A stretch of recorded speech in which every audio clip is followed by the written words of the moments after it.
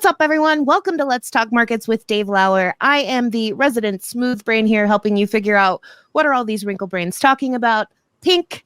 And this week we are continuing the conversation on crypto. If you tuned in last week, we had a very interesting, invigorating, dissenting debate about what qualifies as security in the crypto space, in the NFT space. So continuing that conversation, but taking a bit of a different take on it, is Aaron Kaplan, founder and co-CEO of Prometheum. So thank you for joining us, Aaron. Thank you for having me. So Dave, last week you got into a very interesting, I think we almost doubled our recording time, which was totally worth it. Long conversation. Yeah. But so interesting to see just the different takes on this. And so I promise we are Let's Talk Markets. We will talk about the stock market, and everybody's like, why are we continuing to talk about crypto? I saw a few comments that was like, it should be called Let's Talk Crypto. But that's just what's happening this week and in the last few weeks. So we're just continuing that conversation. Yeah. In fact, this is actually going to be one of our last crypto conversations for a while. So some of you are going to be very disappointed.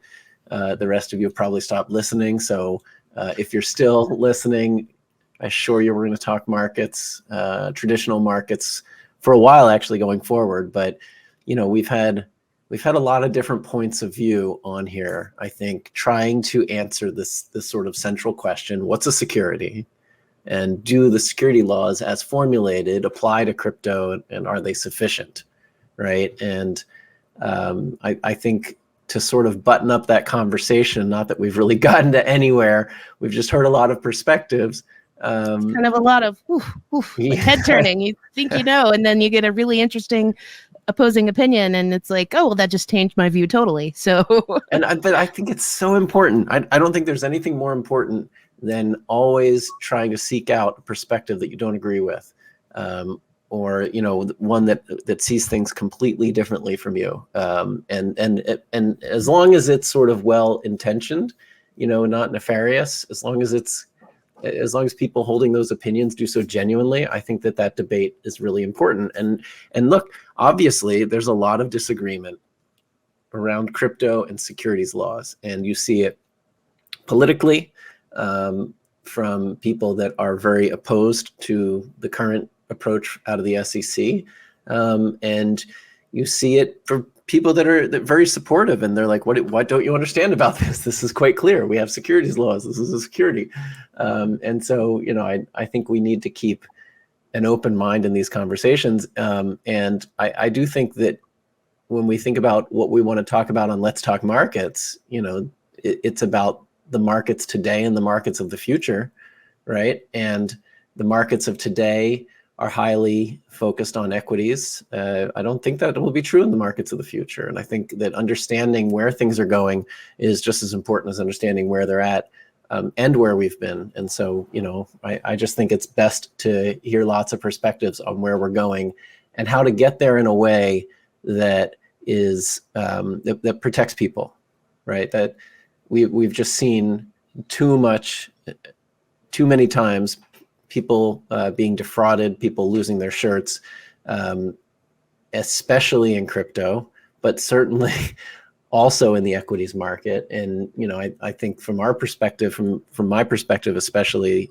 I think fraud is the thing that I think I want to help people understand and identify and avoid as much as possible. And if we can design regulatory framework that helps with that, or we can lean into an existing regulatory framework that maybe could work a lot better, but is designed well, maybe, then I think that's what we should all be trying to do. So anyway, for sure, which is kind of where Prometheum comes in, right, Aaron? Kind of where Prometheum comes in, yeah.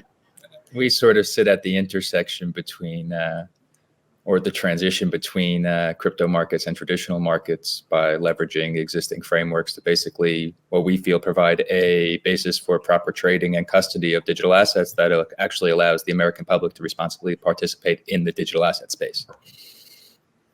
Which is scary for the layman. It's kind of like the digital media versus physical media versus AI media, conversation. It's all relative. The bottom line being that you do have to embrace the future of these industries, because it's coming, the digitization of these industries is coming, whether you like it or not. So we might as well regulate it and understand it. So, and also in the interest of preventing a total echo chamber, which can be found anywhere else on the internet, it is good to have these conversations. So. Yeah, that's right. I think that's the key point, Pink, right? It's coming whether people like it or not, right? The world is changing. The only constant is change, and especially when technology is involved. And don't be Lars Ulrich v. Napster. I'm wearing my Metallica shirt today, so don't be Lars versus Napster 2001 or whenever that was. We led to Spotify. Like it happened when we led the pathway, and there's been an analogy made that the crypto markets, as have been currently or previously constructed, were like Napster, and we're coming to be more of a Apple or of a Spotify here, and basically allow the artists to basically properly eat and based on their artistic works. Exactly.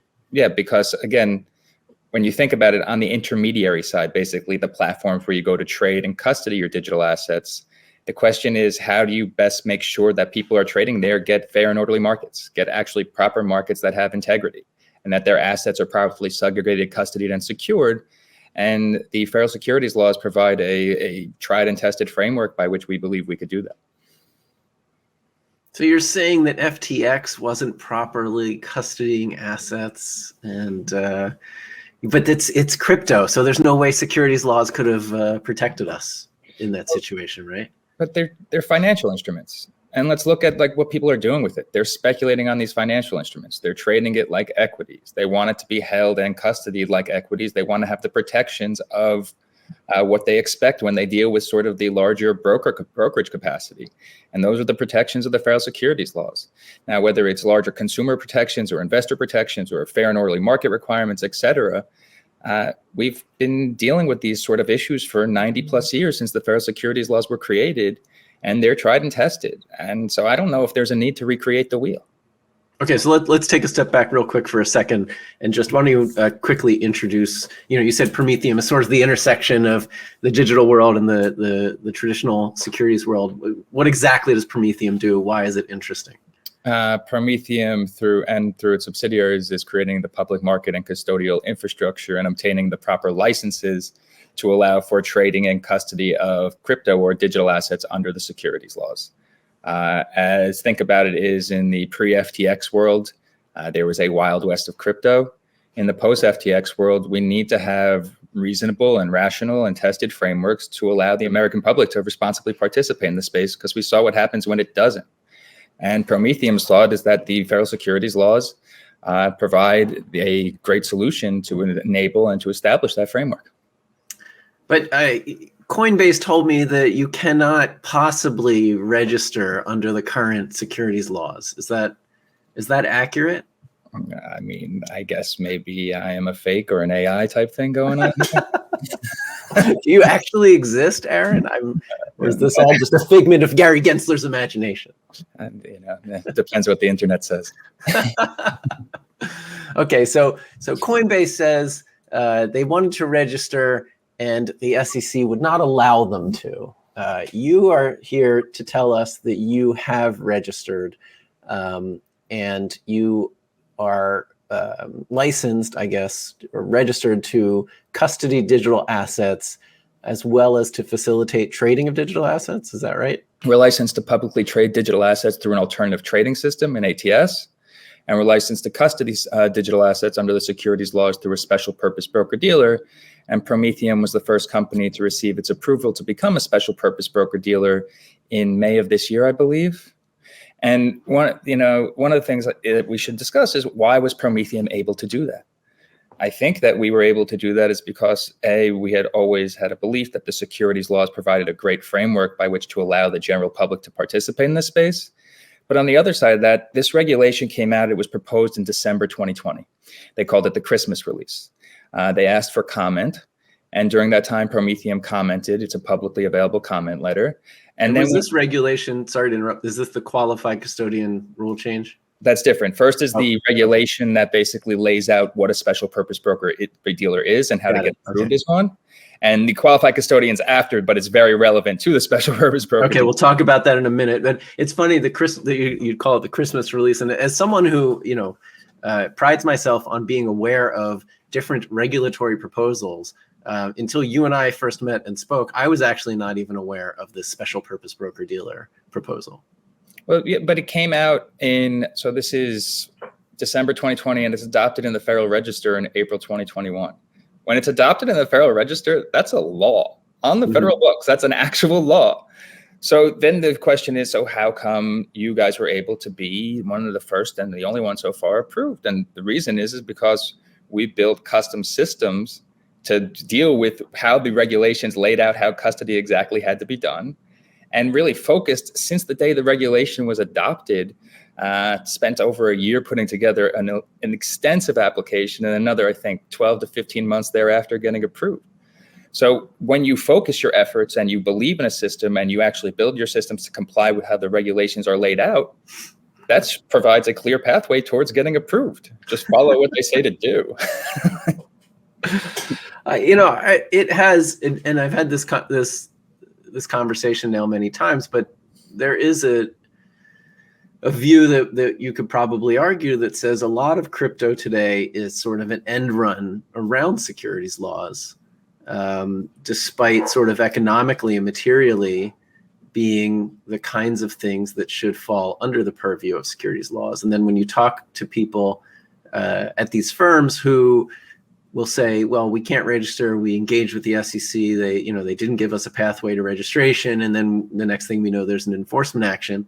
It sounds more like they kind of wanted to register on their own terms, and those are not the terms that the law lays out or the regulation that's not the regulatory framework that we exist in, and their frustration is less that they can't register and more that the regulatory framework isn't exactly what they want it to be. Trying to fit a square peg in a circle hole. Listen, I understand the different mentality. We come from a securities background. We've been in the brokerage business. I'm a securities attorney by trade, so I see it one way. And people who come from different backgrounds might see it a different way. But the larger question is, how do you protect the public? In the events of 2022, the public was left holding the bag. Not because they made bad trading choices, but because literally the firms they were with did not have proper risk management, did not have proper internal controls, did not properly custody their assets. So now that we see a reaction to that and a paradigm shift and regulation coming in as it really always has applied and should, I think you're seeing a larger intransigence, which is arguably what kills innovation. Now, on the crypto side, because when we look at innovation, because it's a major topic in the industry, there's two different components. One is the crypto side, and one is the integration of sort of distributed architectures, distributed ledger technology into market infrastructure. Now, on the crypto side of innovation, if you think about an entity, when an entity basically, when there's a paradigm shift, and instead of trying to work within this new paradigm and understanding those frameworks and building within those frameworks, there's resources devoted to trying to fight a battle in public, to basically be intransigent and not work within those frameworks. And the diversion of those resources to that fight essentially diverts your basic focus away from innovation. So one can argue overall that, the crypto intransigence to sort of understand and work within this new framework has been what's really harmed innovation on the crypto side. Now, when you look at innovation on the traditional market side or the financial institution side, you need to have a methodology by which those traditional financial institutions feel comfortable participating in the digital asset space. And when a company that's licensed as a broker dealer or a bank, under the security or banking laws, tries to integrate with a crypto firm, it's apples and oranges from a compliance perspective. And that makes it hard because from a compliance department, there's a lot of regulatory and compliance risk that's very hard to get over. But when a traditional financial institution tries to integrate with someone licensed under the securities laws like Prometheum, there's no longer that sort of apples and oranges conversation. It's apples to apples. We speak the same compliance language. And that basically allows for that compliance and regulatory concern to be eliminated and that integration to occur, and what should hopefully lead to this next wave of adoption and actually upgrading of market infrastructure by utilizing the benefits of blockchains, distributed architecture, distributed ledger technology in general. So I think by actually working within these frameworks, it'll allow innovation to flourish, and it'll actually protect the investor, which will reestablish the relationship or any sort of detriment that was done from a reputational standpoint with retail investors, and really allow to the next wave of sort of digital assets being able to flourish in the United States.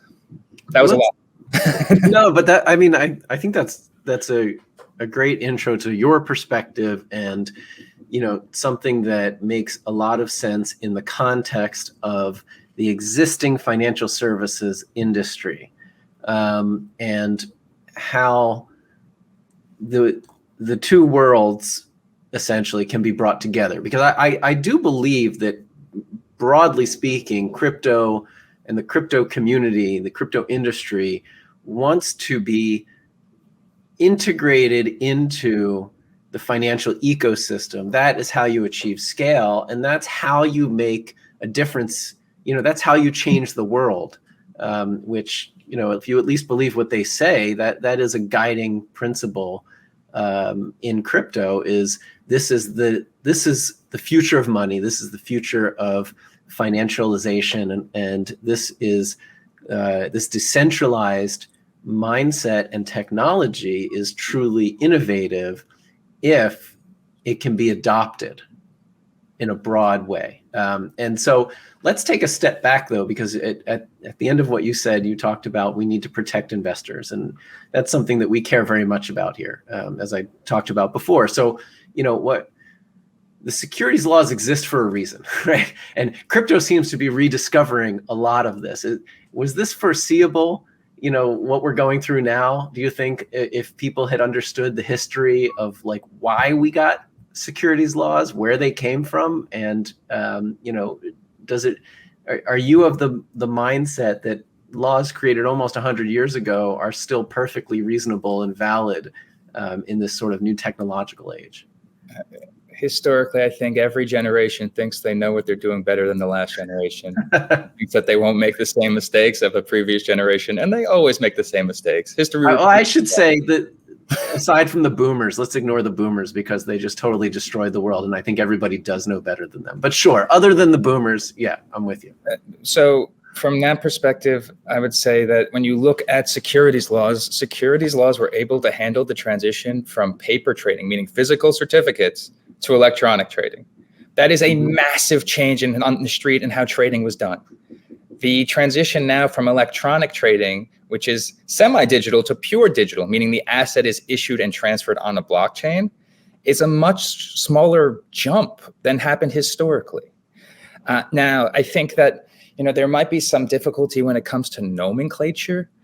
There was at some points in the history of crypto when you said that if the offering document said it wasn't a security, then it wasn't a security. Mm-hmm. I don't think that obviously understands the economic realities of the transaction.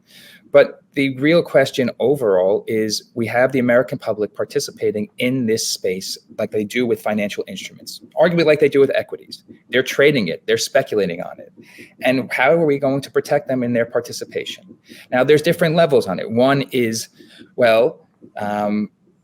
how do you make sure that the intermediaries allow for a venue that properly allows for trading to occur, such that there's not manipulation, layering, wash trades, et cetera, all the all these activities that have been proven out and sort of regulated and litigated and sort of developed in the equity side. Mm-hmm. These processes don't change. The trading strategies don't change. So there's really no need to recreate the wheel there. And then if you take it a step further, if we don't need to recreate the wheel, why don't we just use the frameworks that have been tried and tested? And when you talk about, then it becomes a question of, there's also commodities type frameworks, and those are tried and tested. But if you look at the specifics, I would say that when you look at the SEC, I think it had, between the SEC and FINRA, there's 10 to 12,000 people approximately. And between the NFA and CFTC, I think you have 1,000 to 1,200. So it's not surprising that the crypto industry wants to be regulated by one versus the other, let's say. That, and also, if you think about it, I would say that commodities are much more of an institutional product. They're not as much retail-based, whereas the SEC is much more used to dealing with retail-based equities-type products. And I think that sort of gives them more experience and understanding of how they would have to sort of oversee the digital asset space, because it's a much more retail-type component in a lot of its facilities. But again, I don't know if it's not Prometheum's responsibility to make that determination. It's really not. What we're trying to do is actually just provide a forum where people could properly trade in a way that we think allows them to be properly protected and that their assets are properly custodied, segregated, and secured. What happens in the larger market, that'll be determined over time. But what's important is for there to be these venues that actually protect investors, that ensure that they can responsibly participate in the space, that hopefully will move the industry forward. So some of these, there are some other venues that have been licensed under the rules that you guys have applied and gotten approval for. But things like New York's BitLicense, for example. Do you think that was not sufficient, I guess, not encompassing enough to provide a reasonable framework relative to, federal securities laws? It's a little bit more complicated when you have individualized states providing different frameworks. Yeah. Does that lead to a race to the bottom? Exactly. And it leads to a fractionalization of sort of regulation. And what it also leads to is sort of what the issues were historically when it came to crypto. People will jurisdiction shop. There'll be regulatory arbitrage. Right. Yeah. And that's the problems that we saw led to negative consequences in 2022. So if there's a federal standard where everyone has to follow that basically clearly lays it out, which I believe the federal securities laws provide, I think that is a legitimate, tried and tested framework by which people can understand their rights, their protections, and how they should be sort of, I guess, the investor protections and consumer protections that they should be made available to them. I mean, if you go at certain virtual currency exchanges, you should be able to get a statement. That's crazy talk, Aaron. Come on. What are you talking about? That's government overreach right there, I'm told. No, I mean, I personally am a fan of the securities laws. I think they've worked relatively well for a long time. I think one argument that I think is confusing to a lot of people, and I will admit it is still confusing to me, is this question of an investment contract and versus an investment. And that was sort of a recurring theme as on our last episode, Lee Schneider kept shaking his head at me that I wasn't understanding things correctly. And that's very reasonable because many people have over my life done that. But is it not on the guest if they can't explain it properly? All right. We'll have a debate between you and Lee one of these days. No, Lee, I think it's confusing even to, I think even he admitted, like, this is a confusing and complex and difficult area. And, his thought is we should be bringing together a lot of people into the same room and working through these issues together to come up with the right framework to regulate them. But what happens in the meantime? And what happens in the, I think that's very fair. Framework. Yeah. What happens to the people during that? Did we just continue status quo? Yeah, I think that's right. I think that's very fair, right?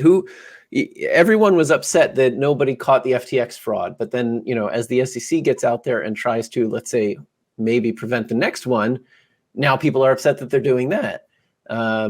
So it does seem like they're in a tough position, and it seems like everyone is relatively confused about this. Like if you look at the judicial, the decisions that have been coming out of the court, for example, even there, for example, XRP, the initial offering was an investment contract, according to Judge Torres. The secondary trading of the thing that was sold as part of the investment contract was not trading of a security.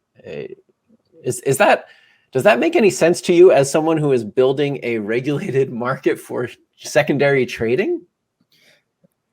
Personally, I think that if institutions should be protected, retail investors should be protected. It seems upside down that you would be protecting the people who are the most capable, while basically leaving it sort of Wild West for the people who aren't most able to defend themselves. Right. But, the larger overall issue is, and there's the market structure bill, which was just introduced. And basically there's the idea there of a CFTC, SEC, some sort of co-regulation. Mm-hmm. I believe something similar happened with security-based swaps, and that took like a decade to figure out. Mm-hmm. Yep, that's right, with Dodd-Frank, and some of that stuff still isn't finished. So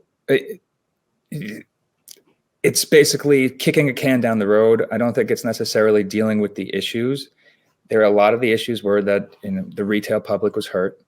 There needs to be a fair way for them to participate in the digital asset space. Essentially, one way to ensure that is to use a framework that is tried and tested. And so do you sort of come down on the yes on both accounts, right? Let's allow and enable the SEC to do its work right now because people need to be protected. And on the other side, let's all come together and try and figure out the right and best possible answer and get to there. But in the meantime, let's not allow people to be defrauded left, right, and center because we're arguing over what I think you're saying are, essentially semantics of law versus the economic reality of what's taking place on these exchanges. Securities laws are meant to deal with the economic realities. And the overall goal of securities laws is to protect investors. We need to provide a mechanism that allows people to be able to participate in the digital asset space, and I keep on saying in a responsible fashion, but really just such that they're properly protected. Now that goes to basic, almost the whole life cycle of a digital asset, from creation to trading through clearance, settlement, and custody, and that they're protected along that whole value chain there, or that life cycle. And the federal securities laws provide a great basis for that. They're tried and tested over 90 years. And if we spend time trying to figure out a new framework, in the meantime, the general public will be hurt, and there arguably will be other events like FTX. So speaking of FTX, we briefly mentioned this qualified custodian rule change. What is it, and why is it important here? So the custody rule, the proposed rule changes to the custody rule such that crypto assets held by investment advisors or funds on behalf of clients have to be held at a qualified custodian. And a qualified custodian really is one of four categories. If you look at the regulation, it's a national bank, it's a broker-dealer. On the broker-dealer side, it has to be a broker-dealer licensed to custody digital assets, which is really what a special purpose broker-dealer is. Which Prometheum Capital is at the moment the only one. There's a possibility of doing it for foreign entities, and then one on the future side, I believe, is the other two categories, but I don't believe there's anyone qualified under that. And what it means overall is that sort of investment advisors, funds, et cetera, will have to migrate their assets that they hold on behalf of customers to qualified custodians away from their current custodian construct. And I think one of the reasons it was done was as a result of events like FTX, there had to be a mechanism where the government felt comfortable you could actually protect the assets of customers. And the qualified custodial framework is a established framework where basically has certain higher parameters that basically make sure customers are protected. Now, when you look at equities, there's a series of different reports and different sort of mechanisms and operational procedures that are ensuring that customer assets are segregated from that of the firm. Right. 15C33, there's a bunch of them, right? So essentially, the idea there is that under the securities laws, you have those mechanisms in place to ensure that those customer assets are properly segregated. And basically, that will provide a mechanism or a framework such that someone can become a qualified custodian, meaning a special purpose broker-dealer, and therefore allow for hopefully the regulators and the larger entities to feel comfortable that those clients' assets are being properly protected. So do you think that this context, do you see a lot of firms trying to head down the path that you have headed down? Or do you think that as an industry, there's not an actual desire to get registered and be regulated? It's just sort of talking points while they, continue to skirt around any rules that they can. I think it's probably both. You'll be dealing with a certain grouping of entities that are trying to move forward, and we'll examine that as a significant possibility as a means of moving forward. Whereas you have another grouping of entities where, as I sort of mentioned before, they're intransigence, and really their refusal to acknowledge the paradigm shift after FTX has led to basically a lot of litigation, a lot of regulatory actions. And I would argue that when you're fighting with your regulator in the public, you're losing in private. Well, that's very apropos to some of the equity market structure events that we see taking place, as we see Virtu constantly fighting with the SEC and accusing them of a political vendetta. It suggests to us the same thing, that something very different is happening behind the scenes. But that aside, let me ask you this question then. All of this aside, are cryptocurrencies or NFT securities or not, should they be regulated in the securities framework or not? How can retail investors, how can individual investors protect themselves today? Do you have advice for them? What would you suggest they look for? How should they be judging the firms and venues that they're interacting with in this space to protect themselves from being a victim of the next FTX? So there's multiple questions here. One's on the token side, which has to do with arguably the activity attendant to that protocol and basically the adoption. And that is not my specific area of expertise, because we more focus on the financial intermediary side, the broker-dealer side, the ATS, the basically special purpose broker-dealer side. And I would say that hopefully we're going to see a lot of the activity attendant to retail trading migrate to ecosystems regulated under the securities laws on both the trading and custody side. I think the change to the custody rule when it comes to qualified custodians and crypto assets will sort of help facilitate a lot of that migration, because you'll have to have custody at a qualified custodian licensed properly under the law, according to the regulation. And from there, what I think will happen overall is more of a migration to properly licensed ecosystems under the securities laws. And at some point, we'll see a development of really a national market system for digital assets. It's a little bit different than it occurred with equities, because equities, first you have the exchanges, then you go the ATSs, so it sort of goes a little reverse.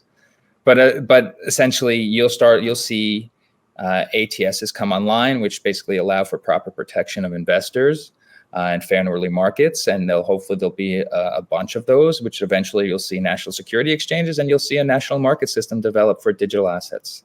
So when it comes to investor protections, I think that transition's ongoing, and as more ecosystems come online under the securities laws, that will allow those investors to be properly protected. And I think that'll be a major turning point when you get to choose between a venue that's licensed, let's say, under the money transmitter laws and has the same license as, let's say, MoneyGram and Western Union, versus a venue that's licensed under the securities laws that has similar securities licenses to other ATSs or, at some point, national security exchanges. So there's not a way today, though, for an individual investor to be sort of fully within a licensed ecosystem? Prometheum comes online, hopefully in the very near future. Okay. Well, we'll definitely have you back when that happens, and we'll be very excited to see that and to see at least one option for people who are trying to get into the future of finance and the future of money, the future of securitization and assets, while having some comfort that the firms that they're interacting with and the counterparties they're interacting with, have basic investor protection regulations that they have to follow. Yeah, it'll be sort of weird, though. I'm sorry to interrupt, Dave, but it's sort of interesting, because I think it'll be the means by which it allows for institutional adoption. and which will then force the issue forward, and then basically sort of provide the mechanism by which retail can then switch over into those entities licensed under the securities laws. Because I think for the larger institutional adoption to occur and the larger traditional financial system integration to occur, you'll need to have those venues licensed under the securities laws, which allow them to feel comfortable participating in the space, which will then facilitate more of the transition on the retail side as well. Got it. Yep. That all makes sense. All right. Thanks, Aaron, from Prometheum. Really appreciate you joining us, giving a totally different perspective than what we've heard so far. And anything else you wanted to cover before we sign off? No, I appreciate the opportunity. Sure thing. So again, thank you for joining us for another episode of Let's Talk Markets. We will be back next week. As I said, we're pretty much done with crypto for a little while. Next week, we are actually going to talk markets on Let's Talk Markets. We've talked all market structure up until this point. And we've heard some of the comments and feedback that we've gotten, and we're going to try and have some more regular episodes, monthly episodes, where we actually talk markets, what's going on, what's driving markets, where are they going, and everything that we think individual investors need to know to be on top of everything taking place in markets. We're also going to start another recurring episode talking about macroeconomics and what's driving markets with more of an econ deep dive. Got some really special guests lined up. Really excited to start talking about that. But next week, join us with Michael Gayed from the Lead Lag Report. He'll be joining us to talk about markets and his thoughts around whether we are on the precipice of a credit event or not. So again, thanks for joining us. Make sure to like, subscribe, and give us a good rating. We hear all your feedback. Leave those comments. We love to hear it. And we'll see you next time.